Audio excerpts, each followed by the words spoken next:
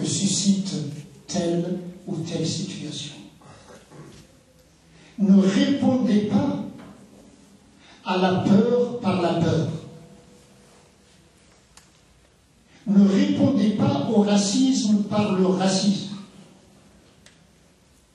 Ne répondez pas à la suspicion par la suspicion.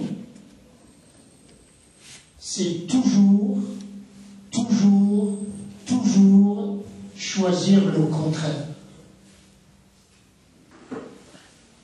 Je répète inlassablement que faire des grimaces mobilise plus de muscles que de faire un sourire.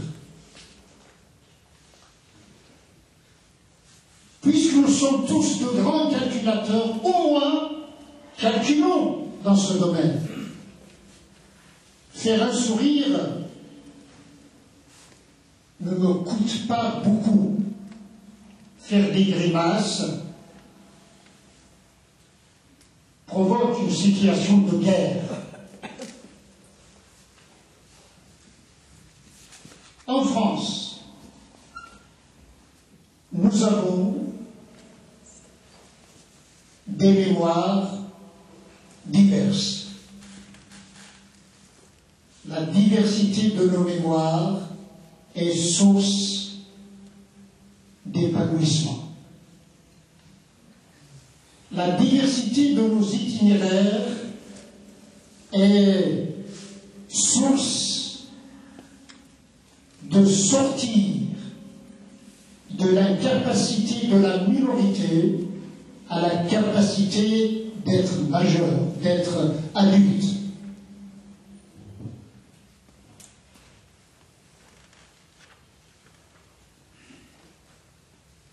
Partout, dans toutes les villes de France, dans tous les quartiers de chaque ville, le vivre ensemble est source de joie de tous ceux qui excellent dans la belle construction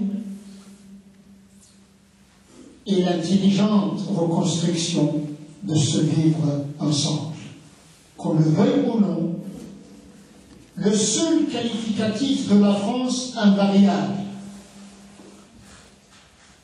Les qualificatifs se changent selon les époques, les temps, les générations, mais le qualificatif le plus immuable, c'est la diversité. Diversité religieuse, diversité culturelle, diversité sociale. Et la diversité est la condition nécessaire à la réalisation d'une unité symphonique.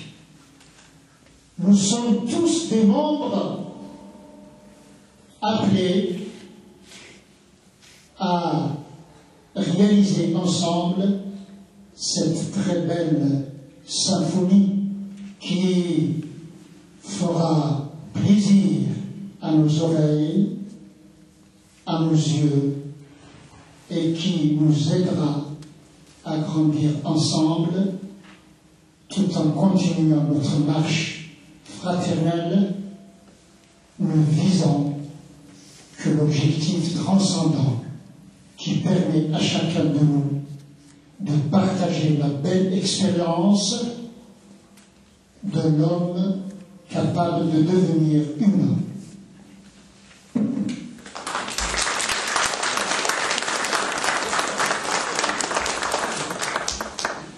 Merci pour toutes ces indications et toutes ces paroles pleines de bon sens. Nous allons commencer à recueillir donc, les premières questions. En tout cas, je demande à Abdallah aussi. Et donc, on va commencer à les recueillir. Et puis, nous passons aussi aux questions de la salle.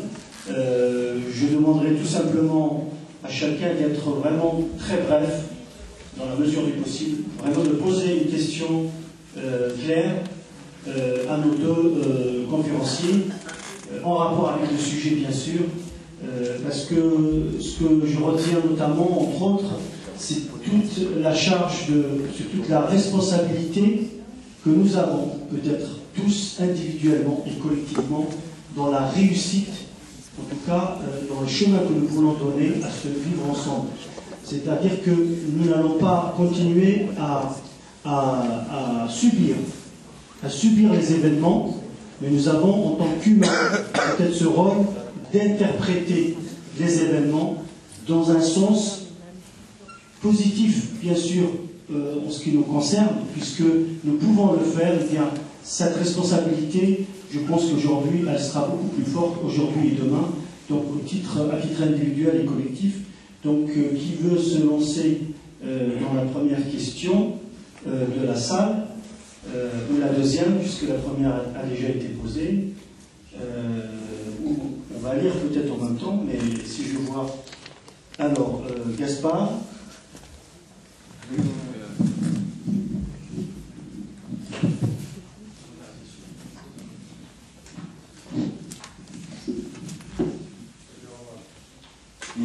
Pour moi, ce qui va à l'encontre de dialogue, c'est la peur. Donc peur de l'inconnu, peur de ce que l'on ne comprend pas, qui mène justement à l'intolérance. La question, c'est comment lutter contre cette peur-là.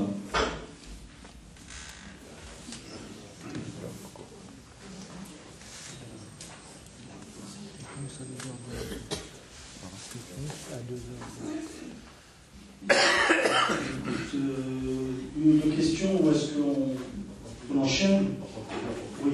Alors, on peut aussi rajouter une autre thématique, une autre question. N'ayez pas peur, hein.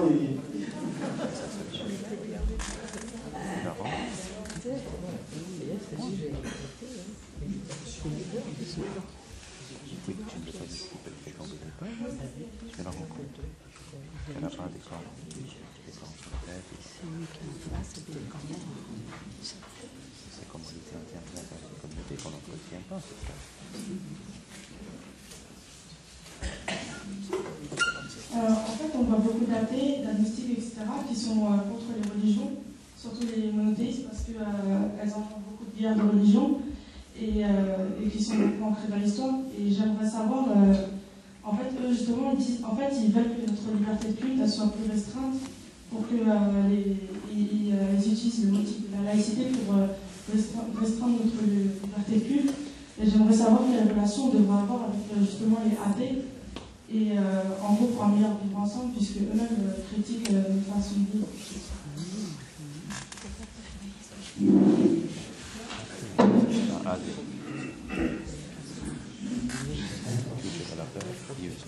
D'abord, sur la question de la peur, je ne pense pas qu'il y ait de recette miracle, malheureusement, mais c'est vrai que la peur vient toujours de la méconnaissance, de la non-connaissance. Donc, à chaque fois qu'on permet à des gens de se découvrir, à chaque fois qu'on permet de casser les clichés, ça joue de tous les côtés, parce que je pense que dans notre société aujourd'hui, il y a beaucoup de gens qui ont peur des musulmans, mais je pense aussi qu'il y a sûrement des musulmans qui ont peur des autres aussi.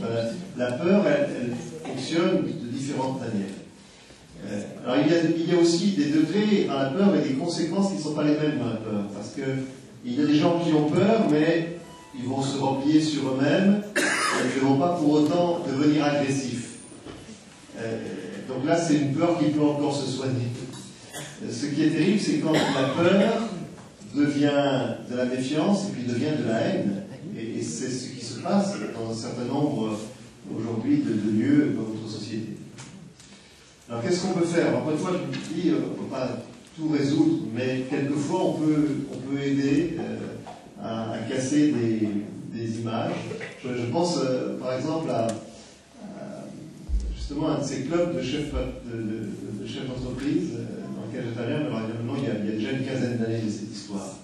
Je devais intervenir dans un club qui est à Oyonnax. Oyonnax, vous voyez où c'est, dans le Jura, une ville qui a longtemps vécu qui a bien vécu économiquement grâce à la plasturgie, et où on a fait venir beaucoup de gens de Turquie en particulier, mais aussi des gens du Maroc, d'Algérie qui sont là-bas. Et cette ville a très mal géré l'arrivée des gens, enfin bon, je vous passe les détails. Toujours est-il que Moi, je devais intervenir dans ce club pour parler des problématiques